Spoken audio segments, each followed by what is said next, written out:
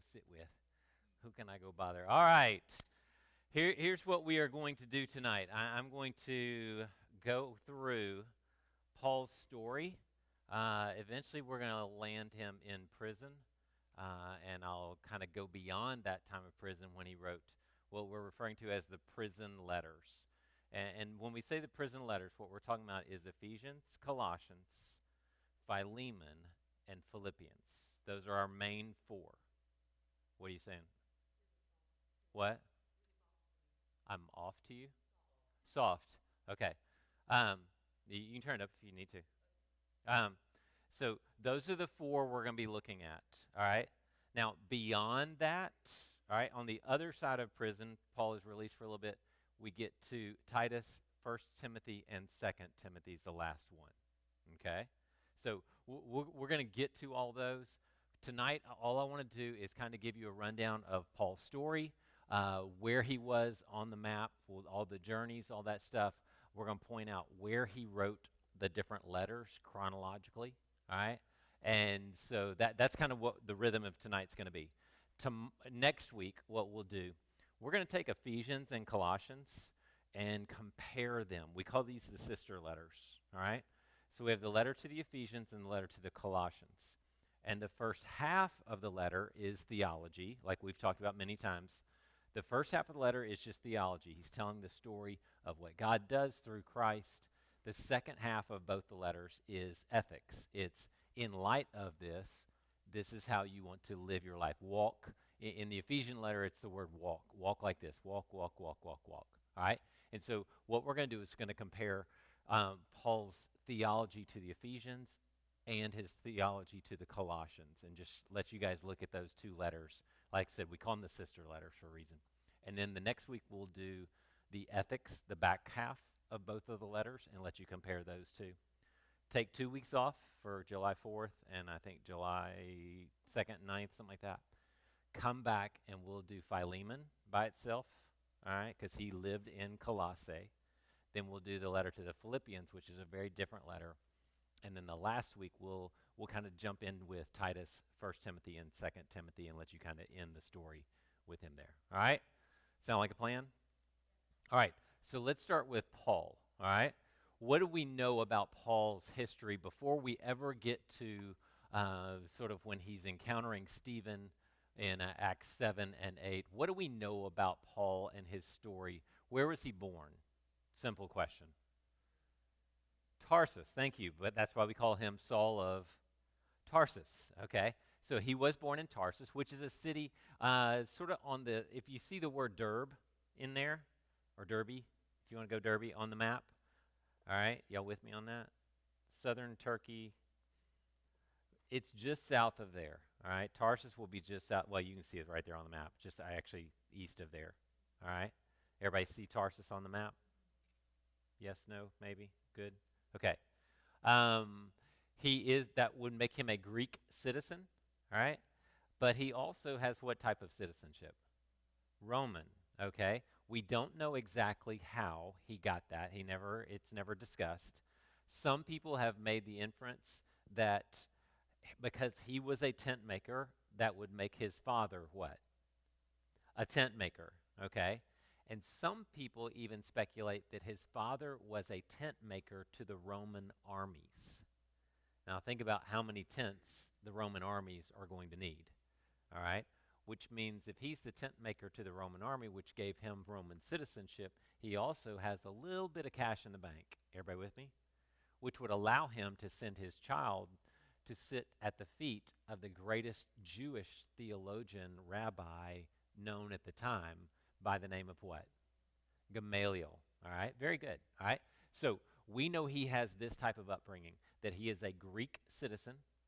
All right, he's growing up in a Greek region. All right, with Roman citizenship, and he studies at the feet of the greatest Jewish rabbi at the time. Okay, now that's a pretty dangerous combination right there, right? You speak Greek, you're a Roman citizen, and you know Jewish law backwards and forwards. All right, could God use somebody like that? Yeah, absolutely. What about like somebody like that was a Jewish man who grew up in the palace of Pharaoh? You think he could use somebody like that? Yeah, you see the sort of the combination there? Okay. So um, so beyond that, we don't know much about his childhood. We know he's going to grow up that way. We know that after the crucifixion, he is going to vehemently oppose the Christian, the way. They call it the way. He's going to oppose Christians. Why is he vehemently opposed to Christ? What's his argument? Anybody know? Anybody have a guess? Why is he so against this? Did Jesus upset the apple cart as far as Jewish law is concerned? Yeah, they're pretty much saying the Jewish law has been completed. We do not need to follow Jewish sacrificial law any longer. And he's like, no, no, no, no, no. I'm a Pharisee, and the Pharisees are the people that say, we don't want to go back to Babylon, so you people better behave, okay? That's their job, okay? And so they are very much, you follow law, law, law, law, law. And Jesus and his followers are breaking away from this, all right? Now, we believe he was part of a group called the Freedmen's Synagogue, okay? So, which is not Jewish, basically not Jewish people, but people in Alexandria to the south and also up in Tarsus to the north, all right?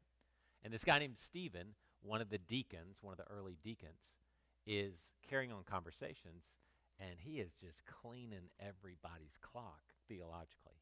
He's got them, right? Because if he's talking about Jesus and the completion of all the law. Well, Paul's having none of this. So Paul, we think, has him dragged before the Sanhedrin. And what happens with Stephen when he goes before the Sanhedrin? This is Acts 7. What happens at this moment? What does Stephen do? Anybody know? It's Acts 7. You should know this, all right? He starts going, in the beginning, God created the heavens and the earth.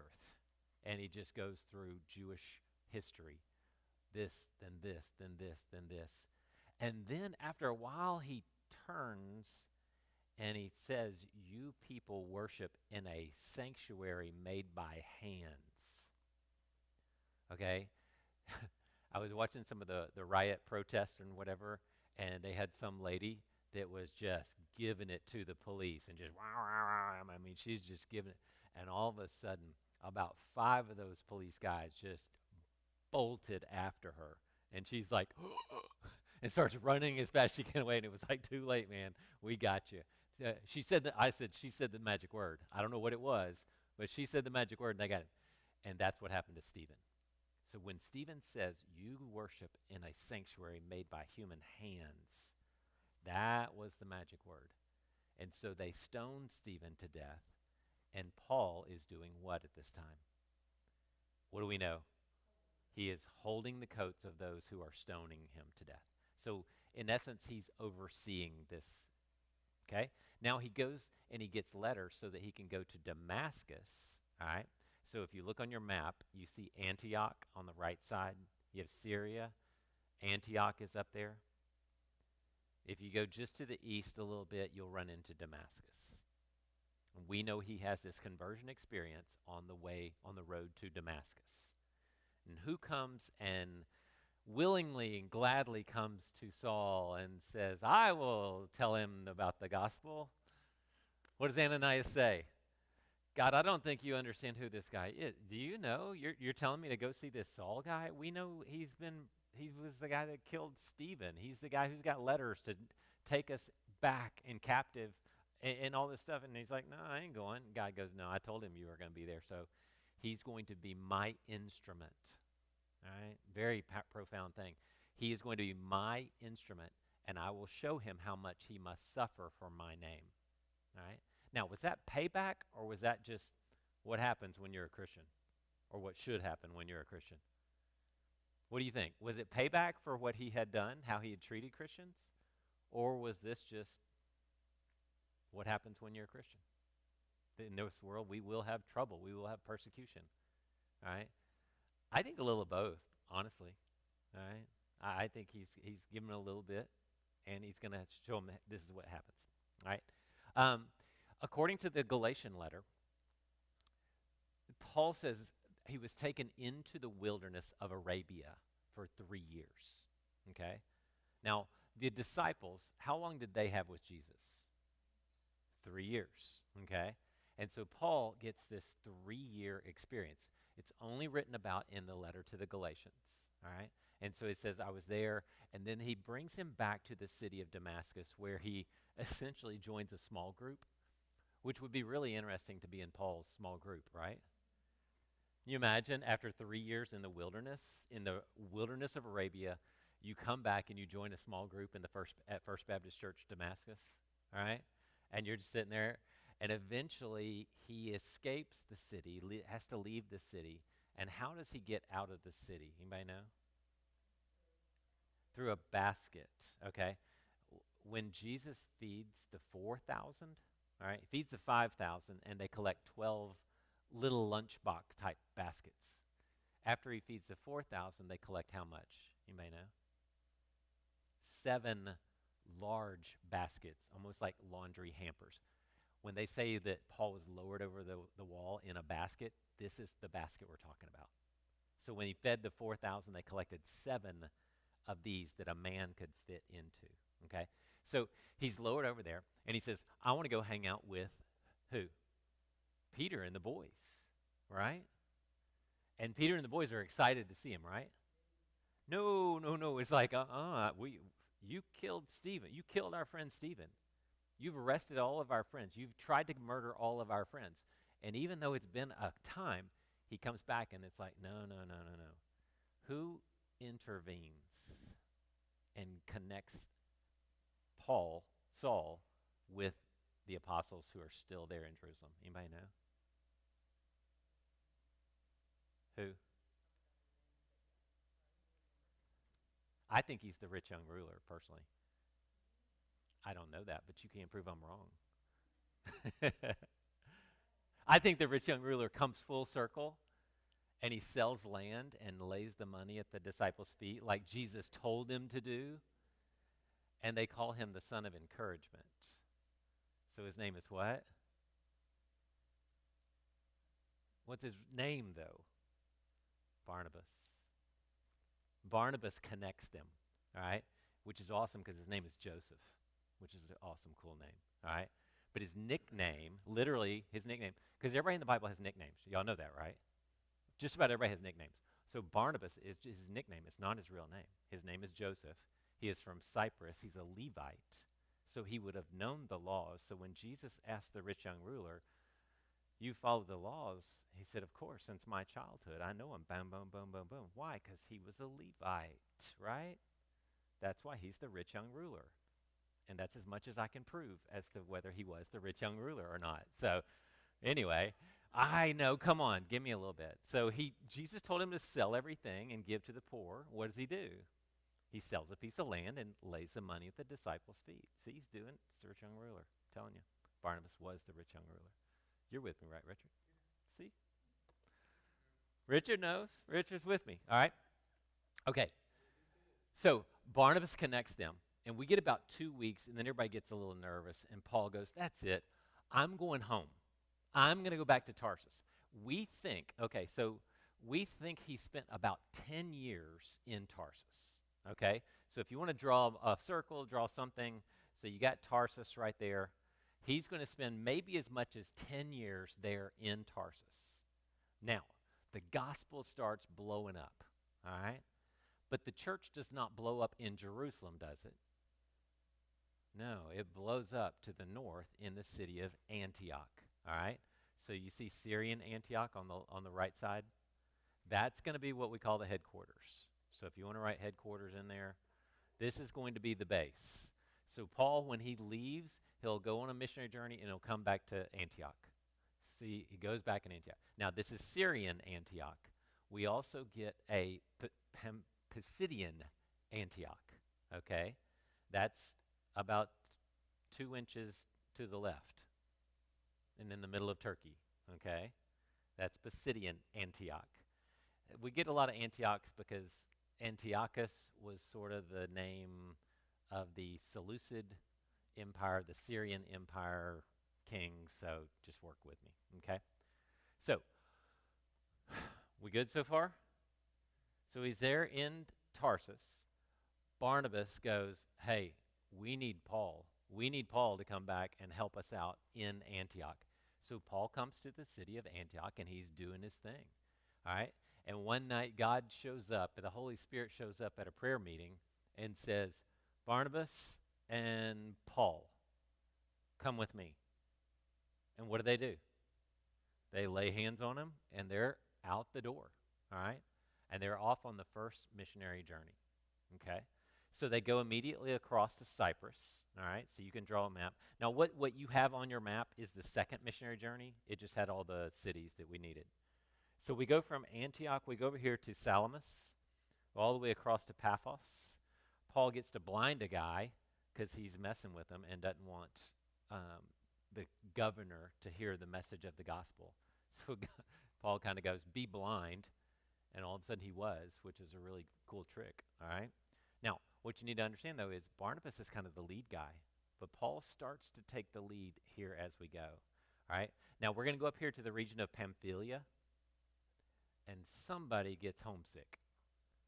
Because we got Paul and we got Barnabas, but we got a third. We got sort of the young buck in the crowd. Who's the young buck that gets homesick in Pamphylia and says, I'm going back home to Jerusalem? John Mark. All right, very good. Now, that's Barnabas' cousin, okay? So just work with me on that fact. He gets homesick and goes home. The boys keep going. Barnabas and Paul keep going up to Antioch, and we see in Antioch, and we're just following in Acts 13. That's his first sermon that we get in the text, all right?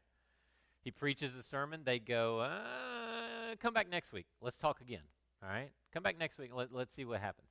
He comes back the next week, and all the God-fearing Greeks are all about this, sitting outside the window of the synagogue, listening up on the tiptoes, trying to hear everything they can. But inside the synagogue, things are not going so well, and they run them out of town, all right? So they take off, and they go over here to Iconium, which they go there, start to preach the gospel, and what happens to them? They get run out of town, okay? Which means they go down here to Lystra, which what happens there? They start to preach in, not yet, all right? It gets worse. The people in Lystra think the gods have come to speak to them. And one is Zeus, Barnabas is Zeus, and Paul is Hermes because he's the speaker, all right? And they start to offer him sacrifices because they think the gods have come and appeared to them. The Lystrans think the gods have appeared, and what happens? How's Paul going to react when he's starting to get worshipped as a god? That's not going to sit well with him, right? I mean, he's pretty hardcore. And so he goes, no. I'm not a god. I'm not a god. Well, about that time, the Iconian Jews catch up with him in Lystra, and they go, yeah, those guys were at our place too. We ran him out of town. So the Lystrans take Paul and stone him to death. I think he was actually dead myself, okay? But the text says the believers circled him, came around him in a circle, laid hands on him, and what happens? He gets back up. Now, Paul, in one of his letters, is going to talk about, I know a guy who went into the third heaven or something to that effect and came back. I think this is what Paul is talking about right here in one of his letters. Just me. It doesn't matter, okay? So he gets up after being stoned to death. They pick him up and go, let's go to the next city. And he goes, all right, let's go, all right? Which tells you a lot about Paul and Barnabas. When you're sent, you can just go. Now, what does he look like when he walks into Derb? You just got stoned to death. Now, I get to maybe raise him from the dead kind of a thing. That's pretty awesome. But I still think you're going to look a little jacked up. Y'all with me? In Paul's letter to the Galatians, which he's going to write here in just a little bit, he writes to them and says something to the effect, you guys put up with me in my physical infirmity. You were very good about putting up with me in my physical infirmity, okay? I remember one Sunday I had to go do announcements at church, and the previous week, Caden had hit me square right there with a skee ball, and it turned black and blue as quickly as possible, and I thought, well, that's good now that I'm doing announcements on Sunday. So full-on black eye Sunday morning, I mean full-on black eye, and I'm up there at church doing announcements, and I'm just getting harassed endlessly. And so I'm sitting there thinking the whole time, going, I'm like Paul with the Galatians. No one's putting up with me graciously, though. Okay? So they go to Derbe, and then they turn around and double back, checking on all the cities in which they've been. All right? And they make their way back to what city? Antioch. Very good, because why? It's headquarters. Okay? Now, here's what really ticked Paul off. I really think this made him mad. The group called the Judaizers came behind him. The Judaizers were Jewish Christians that still thought you had to follow the law and do all the things and do all that. And these Judaizers came behind Paul and Barnabas and started telling these new converts in Antioch, Iconium, Lystra, and Derbe, oh, we also have a little surgical procedure that you fellas are going to need to partake in. All right? So, 25, 30, 40-year-old guys that have just accepted this, that are Greek, are being told they need to have a little minor surgery on a major problem. They're going, mm-mm. And other people are being told, you can't eat this, and you can't eat this, and you can't eat this. And Paul loses it. And he's like, nuh-uh, huddle up. We need to figure this out, because that's not the gospel I heard. That's not the gospel I was taught. All right? So they meet up down here in Jerusalem. Now, I can put a date on this one. We know the Jerusalem Council was around 50 AD. Okay? So we are probably a good 15 years into Paul's conversion experience. All right? So we know he's going to have a ministry of about 30 years, but now he's halfway. So at this Jerusalem Council, they sit down, and what do they come up with? James is the leader, because James, the brother of Jesus, the one who wrote the book of James, all right? He's going to be kind of in charge, because he's in charge of the church there in Jerusalem. Peter speaks up, and he says, hey, Cornelius came and got me, and we went to his house, and we're just talking and everything, and all of a sudden the Holy Spirit shows up right in the middle of the sermon. So ain't nobody get any surgeries. Nobody stopped eating shrimp, all right? We had bacon hors d'oeuvres. It was all good, all right? And so the conclusion of this Jerusalem Council was, no. There is no more. You have to follow this law, this law, this law, this law. Now, James throws out 4 things. He goes, sexual immorality, let's keep that off the table. Worshipping idols, eating food, sacrifice to idols, eating blood, all right, which would be a pagan ritual of eating sort of raw food, all right? That's kind of what that meant. These things, let's keep these on the table, okay? And eventually, sort of the eating food, sacrifice to idols, Paul's going to do what with? Is he going to be dogmatic about that one? No. He's going to be like, hey, if somebody serves you food, just eat it. If they go, hey, it's sacrifice to idols, you go, hey, whoa. Okay, now I'm not going to do that, all right, because that may hurt somebody else's conscience. So we walk out of this Jerusalem Council with what? If you're a Galatian believer and you've been told you have to have a little minor surgery and you can't eat all these things, Paul goes to this meeting, comes out of this. Wouldn't it be a good thing for them to know you don't have to do all these things? So how would you convey this kind of information in the first century? You would write them a letter. And so you would write the people who live in the area called what? Galatia. So the Galatian letter was probably the first one written. And basically what it starts off with is, why are you letting these people convince you of some gospel other than what the gospel I shared with you? Don't listen to them. Don't allow them to steal your freedom in Christ. And that's the point of the Galatian letter. All right? In fact, he even tells the Galatians, he says, for those people who are telling you you have to have that little surgery, I wish they would just go ahead and cut the whole thing off of themselves. All right? Which tells you a little bit about the context and tells you a lot about Paul, right? Very dainty, very sophisticated man, right? No, he's kind of blunt. So he's going to go back to the Galatian region, taking the letter from the Jerusalem Council, having written them a letter saying, no, don't play that game. And he's going to go back and talk to each of them, all right? He's just revisiting the cities he's been to. Now, John Mark was his young buck on the first trip. He needs a young buck on this trip, all right? So when he gets to Lystra and Derbe, he's going to pick up a guy along the way who's going to become his new young buck. And who is that? You've seen it in Vacation Bible School. he leaves his mom, Lois, and Grandma Eunice, and he has a little sack lunch, even though he's probably 30 years old. Okay. What's his name? It starts with Timothy, very good. Y'all are awesome. All right. Come on now. I know. Tammy's got it. I can hear her over there. All right. Yeah. We pick up Timothy along the way here, and Timothy becomes his protege at this point. Okay. Now, the problem on the second journey is Barnabas wanted to take Mark. And how did that work out? Nah. Fool me once. I'm not taking you again. If you're going to bail on me. And Barnabas, remember they were cousins, Barnabas and Mark. Barnabas says, if he doesn't go, I don't go. Paul went, all right. Silas, you want to go?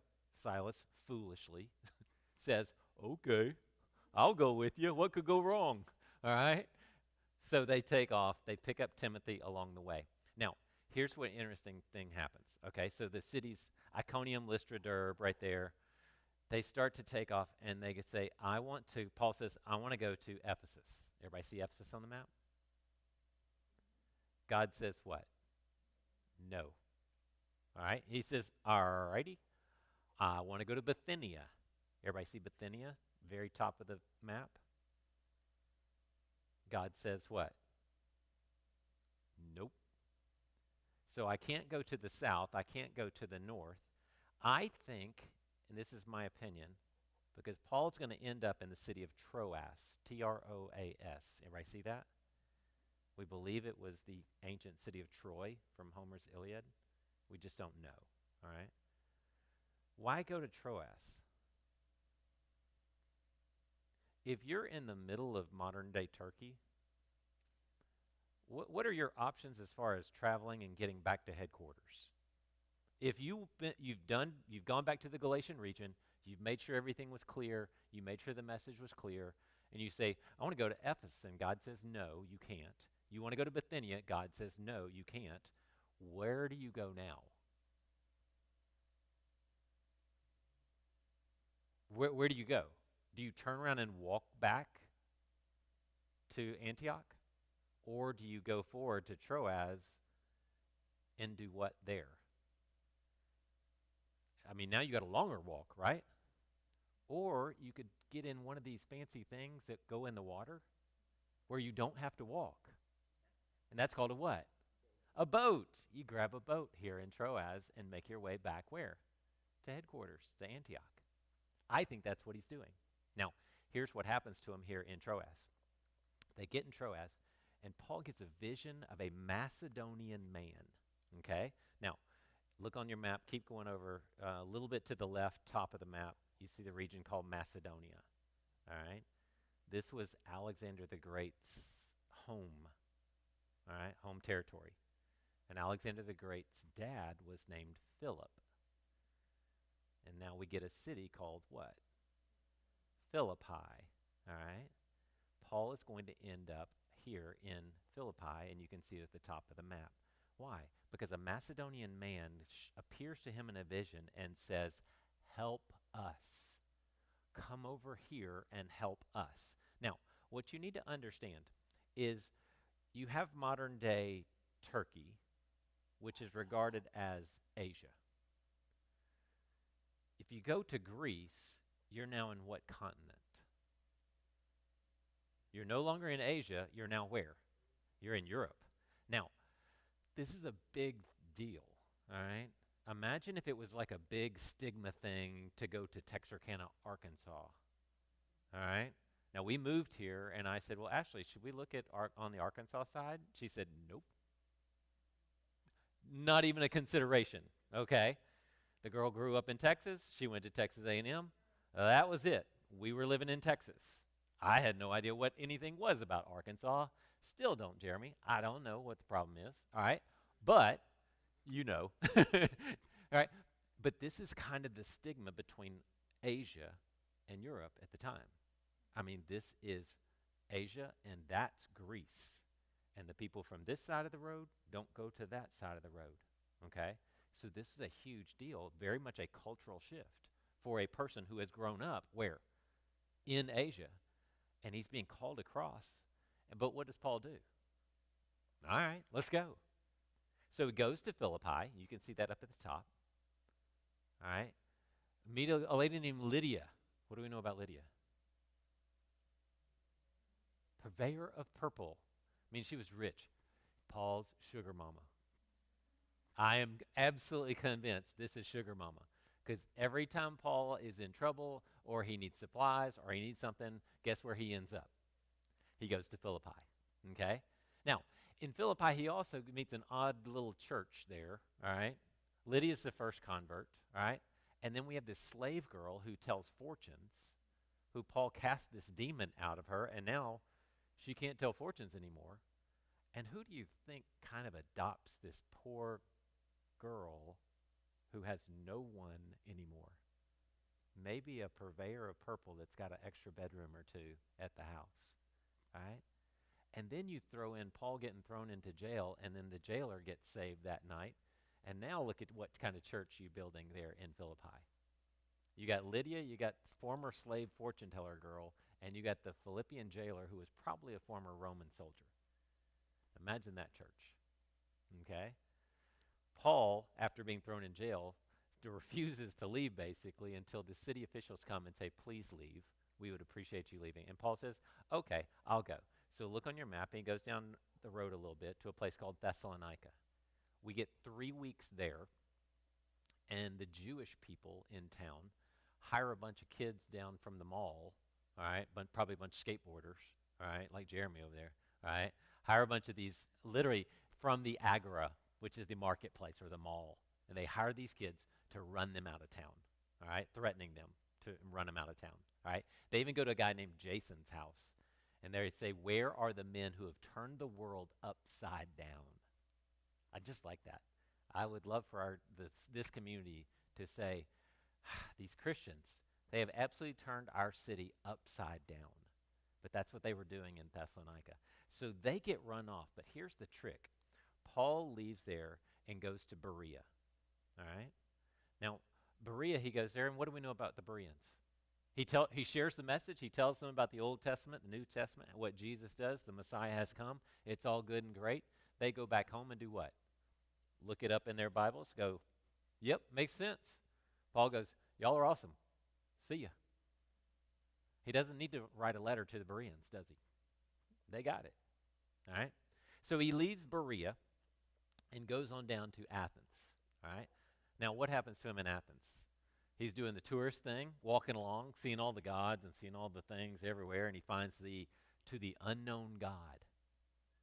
And he said his spirit was provoked in this moment.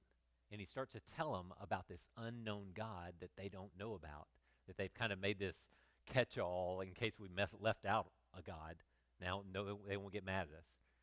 And he starts to talk about it in the marketplace, in the Agora, and they go, hey, I want you to come here, but you're going to stand on what we call Mars Hill, all right? And Mars Hill, it's kind of like, almost like you would have this little mountain, or not, a little hill down from the Parthenon, okay, right? Parthenon is the home of the gods, and this almost looks like a witness stand. So you would stand here and appear before the gods, and he starts sharing the gospel of this God who is above all things and calling them out. And they taunt him and they make fun of him until he goes, that's it, I'm out of here. I'm going somewhere else. I'm going to keep traveling. Now, Silas and Timothy double back to Thessalonica. Why? Because Paul wants to know if what he did in 3 weeks, if it was still sticking. He wants them, go check on their faith. We need to check on them because we had to leave in a hurry. Go back and make sure they're still good, that our labor was not in vain. Paul goes on to Corinth, where he meets up with this lovely couple. And what are their names? They're fellow tent makers. Starts with Priscilla. Good, Priscilla and Aquila, all right, who are tent makers. And he spends 18 months there, all right? Now, we've studied Corinth. What is Corinth like? Lovely place to raise a family. Well, you say it's like Las Vegas, Atlantic City, New Orleans, all wrapped up into one, okay? There is a temple to Aphrodite on top of the hill, the Acro Corinth, and every night 1,000 temple prostitutes make their way down to the lovely men of the city who are seafaring men, shall we say, and they encourage worship. And so this is what kind of city we're talking about. So Paul goes in there and goes, God, where in the world have you sent me? He goes, no, it's cool. I've got people in this city. I've got people. So he stays there for 18 months. Silas and Timothy catch up with him, and they go, Thessalonians are doing awesome. So Paul does what? He wants to encourage them. So what does he do? Writes the first letter to the Thessalonians, discussing all that he had talked about of the return of Christ, the return of Christ, the return of Christ. He's there 18 months, like I said, so he wants to write a second letter to the Thessalonians, right, just to clear up any questions they may have had. And from there, from Corinth, he makes his way to the city of Centuria. And from Centuria, he heads back where? Antioch. Okay? That's the second missionary journey. Everybody good? So we had the first missionary journey. Now we have the second. We've got the Galatian letter, and we've got the 2 Thessalonian letters. Let's take off on the third missionary journey, which he literally, quick turnaround. He gets supplied up, heads back out. This time, he goes straight to Ephesus. He goes, God, I'm going to Ephesus. In fact, he had touched base on the way home in Ephesus real quick, and then comes on back. Now he's going there. He goes, camping out here in Ephesus. Spends 3 years there in Ephesus, all right? Argues a while in the synagogue, and after a while, it's like, nah, they're not listening to me. I'm going to the Hall of Tyrannus. The Hall of Tyrannus was sort of a civic hall where he could debate and have conversations. Has an interesting 3 years there, which ends in a huge riot in the city because he's hurting the market for the idol makers. The idol makers, so many people are turning away from their idols that the market for idols has gone down. And so the idol maker guild got mad at him and started a riot in the city. All right? And they dragged Paul and everybody into this amphitheater there in Ephesus. They throw one guy up on stage, and no, get him out of here. Paul wants to go up on stage, and they're like, no, dude, they will tear you to pieces if you go up there. So eventually he relents. Now, in the meantime, he writes a letter to the church that he had spent 18 months with and says, I hear there's some major garbage going on in your midst. So he writes a letter to the Corinthian church. We call it 1 Corinthians. Writes it from Ephesus on the third missionary journey. Sends it with who? Does anybody remember? Sends it with Titus. Okay? Now, Titus was at the Jerusalem council when they were discussing whether or not the circumcision thing, Titus was like, man, I ain't getting circumcised for nothing. No way, no how, not going to happen. I think Titus rode a Harley. I know he had tattoos, like the leather stuff. That's Titus in my book. Because eventually he's going to end up in a place called Dalmatia, which was pretty rough, sort of Yugoslav, Serbia type in place. It was a rough place, all right? Titus takes the letter across, delivers it. Evidently, the plan was Paul was going to leave Ephesus and make his way up to Troas, and Titus was supposed to catch up with him there, all right? He gets to Troas, there's no Titus. What's Paul's first thought when Titus doesn't show up where he's supposed to? It got delayed. The letter was pretty harsh. The letter was pretty in your face, right? He takes off. He says, all right, I'm going to go on up to Philippi, catch up on my supplies, okay? And Titus catches up with Paul there in Philippi. And he's so relieved that he writes the second letter to the Corinthians, just discussing how hard it is to be in ministry and how hard it is to do what I do and how relieved he was when Titus showed up there in Philippi and how he's gone through a lot and it's been a very difficult time. And he writes this letter to the Corinthians just so they know what he's been through over the last three and a half years. All right? Now, he eventually makes his way on down to Corinth. All right, hangs out with them for a little bit. And then he goes over to Centuria, where he's about to catch a boat back home to where? He's about to catch a boat back to Antioch. Very good. All right. And while he's there in Centuria waiting on this, he writes a letter to a group of people he doesn't even know. Never met him before. Priscilla and Aquila have made their way over to this place. So he's writing this letter to them just to encourage them in their faith, to encourage them in their understanding of the gospel. And those were what? What letter was this? You should know this one because we've been studying it for a year. The Romans. Yeah, the Roman letter was written there in Centria. Okay? And he even writes in there, I'm about to head back to Syria. All right? I'm about to catch a boat. We're going to go back. All right? And then I'm going to turn around and I'm going to come back through, stay with you guys in Rome so I can go to Spain. That was his ambition. After he writes the letter, he finds out that there's a plot to kill him on the way back. That the boat that he was going to be on has an assassin on it. And so instead of getting on the boat, he doubles back, goes back up to Philippi, because that's where Sugar Mama lives, all right? And then goes to Troas and is telling the people of the church in Troas all the amazing things that God's been doing and all the things he did here and here and here. And he's going so long and he's preaching so long that a guy named Eutychus is sitting in the window of the third floor of this little house or something, falls asleep, and what happens? Dies, lands on the ground dead, all right? Which is a good lesson for falling asleep in church. You might just die. So Paul is so traumatized by this. He's like, I cannot have this on my resume that I talked so long that somebody fell out of a third floor window and died on me. He runs down, lays on top of him, and God graciously and mercifully brings the boy back to life. And he's okay. And he survives the whole thing. All right? Yeah, it does. And Paul just picks up where he left off and is like, well, if that's going to happen, I don't think anybody else is falling asleep that night after somebody gets raised from the dead. All right? Very interesting thing happens after this. Luke writes in Acts that he and the boys and all the fellows got on a boat and made their way around to a little inlet just south of Troas called Assos. A-S-S-O-S. It's not on your map. I mean, it's tiny. You can still see it if you go like Google Earth or Google Map, you can still see this ancient port where we believe Assos was, just south of Troas. But Luke and the boys get on the boat, and Paul basically says, y'all go ahead, I'm going to walk. And I think this is one of those moments where, when you just kind of step aside and go, no, I need to be by myself. I need to just figure this out. Because what God has been telling him all along for the last couple of months is, you're going to be captured, arrested, put on trial, and you're going to be put through hell. You need to be ready.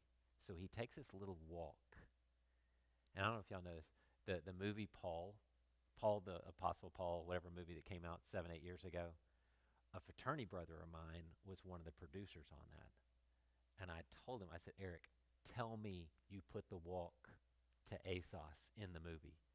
And he's like, what are you talking about? I'm like, no, you didn't put the walk to Assos in there. And so I love that little version of the story because you have this moment where he just walks.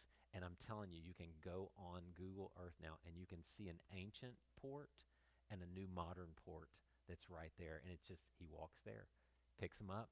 He goes down to Miletus. I think you can see that. Yeah, Miletus is on the map, just south of Ephesus. Meets with the Ephesian elders and basically says to them, I'm never going to see you again. God's been telling me this is going to go bad. I won't see you again. Remember, he spent 3 years with these guys. And he just wants to encourage them and tells them, you will be attacked by the wolves. So you need to be aware. You need to fight for your church. All right? Leaves them there. They're all crying. It's amazing. It's a whole horrible thing. And where does he go? He goes from Miletus. He goes eventually from Antioch, makes his way down to Jerusalem. And what happens to him there? He's in the city of Jerusalem eventually. All right, and I'm skipping a little bit, so y'all bear with me because I'm almost out of time. He goes down to Jerusalem, and the people, some Ephesians, see a man named Trophimus, one of their fellow countrymen, one of their fellow Ephesians, in the city of Jerusalem. And they accuse Paul of bringing Trophimus not just into the city of Jerusalem, not just into the temple of Jerusalem, in Jerusalem, but into the courtyard around the temple proper. Everybody okay with me so far? So the temple is 40 acres. All right. So think if you First Baptist Church sits on about 40 acres down here in Morris Lane, wherever it is. All right. That way. Yeah, you're right. You got me. That over there. All right. That's about 40 acres of land. Okay. Now, the temple proper sits right in the middle. Okay. And it's probably not more than 2 acres, maybe, in the middle of this thing. And around it, you have a sort of a fence, and it has signs on there that any Gentile that crosses this fence, this wall, this short little wall, will have themselves to blame for their death. All right? We have 2 of these signs to this day. We have these in museums. So we can translate what it says on there. It says you will be to blame for your own death. Do not cross this. And they accuse, these Ephesian Jews accuse Paul of bringing Trophimus into that gate, across that wall into the temple proper, just because they saw Trophimus in the city of Jerusalem. Okay? They lose their mind. Paul is arrested. He's almost beaten to death. He's arrested. That's when it gets kind of fun because Paul starts playing the Jewish politics thing, and he gets them into fights, and it's crazy. Eventually, he's about to get killed, so they send him to Caesarea for about 3 years. Yeah, you can see that. He spends something like 2 or 3 years there in Caesarea, and he says, I appeal to Caesar. Send me to Rome, and I will stand trial in Rome. Eventually, he makes his way there, all right? It's a very interesting experience, right? He spends 14 days on the open sea with no rigging whatsoever until they crash land. Y'all see Sicilia or Sicily? You see Sicily on the map? Okay. See that little island right below it? That's called Malta. Okay. They're going to crash in at Malta, eventually catch another one, eventually make their way up to Rome, which ends Luke's version of Acts. All right? It ends there. We believe that Paul writes his prison letters from there in Rome. Now, some people will make the argument that he writes prison letters, the Ephesians, Philippians, Colossians, and Philemon, from Caesarea in prison. All right? Because he was there for a couple of years. He's on house arrest in prison there in Rome. So people make the argument. I don't know. I tend to lean towards the Rome anyway. So we have the Ephesian letter, the Colossian letter, those sister letters that are very similar. Then we have Philemon written to a Colossian man, all right? And we also have the letter to the Philippians. Now, things we don't have. We also have a letter that's mentioned in the Colossian letter. Paul writes them and says, be sure to read the letter I wrote to the Laodiceans, and you let them read the letter I wrote to you. But the problem is we do not have Paul's letter to the Laodiceans. It's just disappeared to history, so we just don't have that copy of the letter anymore. So we believe he spends a couple of years here, and eventually he is released. We're almost positive he is released. It's very clear from Scripture, because he actually writes at one point, I'm in Nicopolis, and send somebody here, and we get some different stuff. Titus has a letter written to him at this point where he is encouraged to take care of the church on Crete.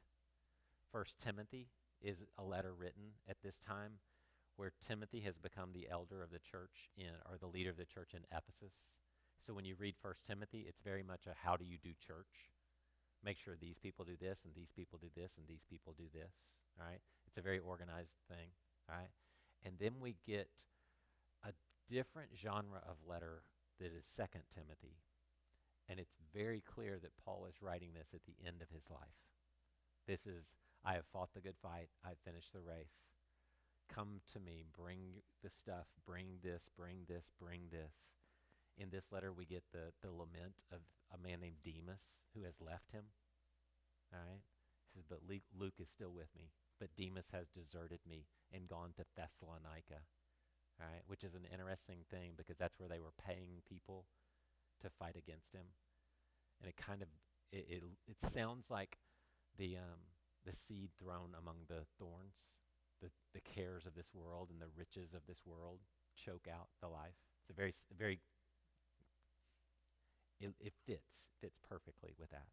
All right, and we believe that he is going to be beheaded there in Rome under Nero's reign, probably 64, 65, 66, somewhere in there.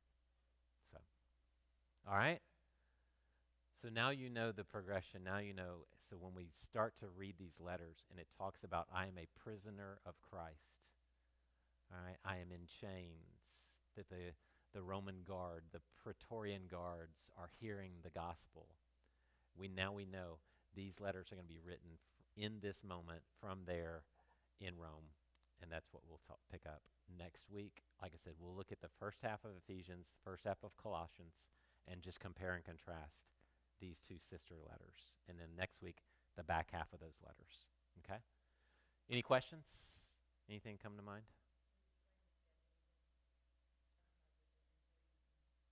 Yeah. So we did that. We got you on board. So now you know the history. Now you know the context of these letters. Um, Ephesians has 6 chapters. The first 3 chapters are theology. All right. For by grace you've been saved through faith. This is not of works, lest any man should boast. All right. So we'll do the first 3 chapters and the first 2 chapters of Colossians. All right. Which is just theology. All right. Next is walk this way, walk, walk, walk, walk, walk. Children, obey your parents. Masters, be kind to your servants. All these things. Colossians has very similar, so that's that. Then we'll take 2 weeks off. I believe it's July 2nd and July 9th we'll take off, just so everybody can July 4th it and whatever you need to do.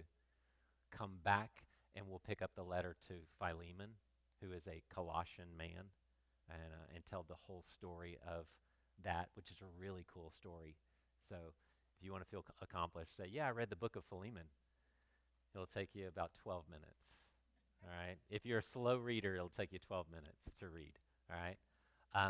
And then we'll hit Philippians, which, like I said, is a different animal, very different animal than the rest of the letters. And then we'll do the First Timothy, Titus, how to run a church, and that final heavy, heavy, heavy Second Timothy, his last letter. And we'll finish out this series with that last week. So. No, no, no. I mean, the wedding. Yeah, I mean, we'll go up. We'll go up for the rehearsal dinner on Thursday. Yeah, yeah. Nah, we won't miss anything. Nah. I'm here for a while. Did y'all enjoy Damien? Yeah. Okay. He's good. He's good. Huh? I haven't watched it all. I can't. He knows I'll watch it eventually. So, he he's he has been one of my very best friends for about 25 years. And so he told you about little Damien. So yeah, Damien was born about the same time as the boys, and so it was very tough for us to have these perfectly healthy little twins, and then he didn't. So it was good, but like I said, he's my brother. He's very much my brother. So, all right, let me pray first, and we'll go. Father, thank you for just um, giving us an understanding. Pray, I thank you for Luke just taking the time to write the story of his friend Paul, just so we could have this, so we could understand the progression of all these things, so that we can read his letters and truly understand the progression of his understanding of the gospel and his understanding of how he should respond and how we should respond and these churches should respond to the beauty of the gospel. I thank you so much for Paul's faithfulness and the fact that he just refused to quit, refused to give up, literally to the point where they took off his head. And I pray that we would just understand that as we read these letters, we're reading the letters, the writings of someone who gave their life so that we could know the gospel. We could know how much you love us. So thank you, Father, for preserving these letters, all of them except for that Laodicean letter. Gosh, we wish we had that. But I thank you that you have preserved these over these thousands of years so that we can know and understand um, what Paul was thinking, what he was writing to these churches. So I pray that we would understand the value of the letters that we have still in our possession, and that we would cherish them and read them with that in mind. And I pray all that in Jesus' name. Amen.